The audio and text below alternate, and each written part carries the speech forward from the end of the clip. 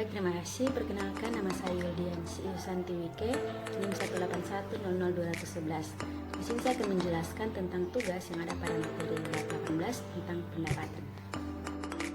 Jadi, pertama-tama kita akan melihat sebuah contoh soal yang ada pada bab 18.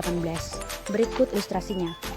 Melba.Factoring.co mengirimkan barang dagangan seharga $40.000 dengan perjanjian konsinyasi kepada Best Value Stores.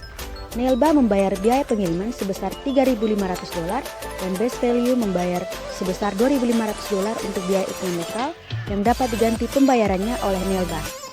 Pada akhir periode, Best Value telah menjual 2/3 barang dagang seharga $50.000 secara tunai.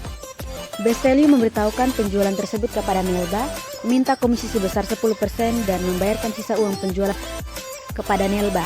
Maka di sini buatlah ayat jurnal untuk Melba dan Best Value beserta perhitungannya.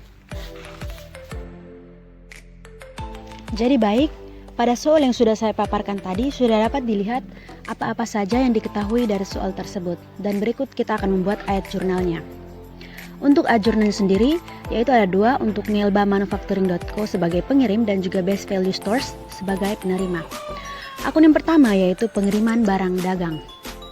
Untuk Melba.Manufacturing.co yaitu pada debit terdapat barang dagang konsinyasi sebesar $40.000 dan pada kredit yaitu persediaan barang jadi sebesar $40.000. Sedangkan untuk Best Value Stores tidak ada ayat jurnal yang mencatat memo penerimaan barang dagang. Yang kedua yaitu pembayaran biaya kargo oleh penerima.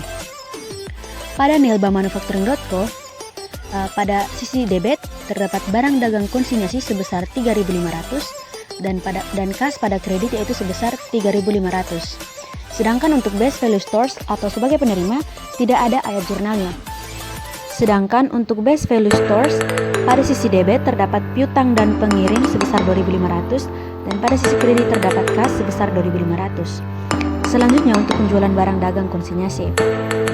Untuk Melba.Manufacturing.co tidak ada ayat jurnal hingga menerima pemberitahuan. Sedangkan untuk Best Value Stores pada sisi debit terdapat kas itu sebesar $50.000 dan utang kepada pengirim pada sisi kredit sebesar $50.000.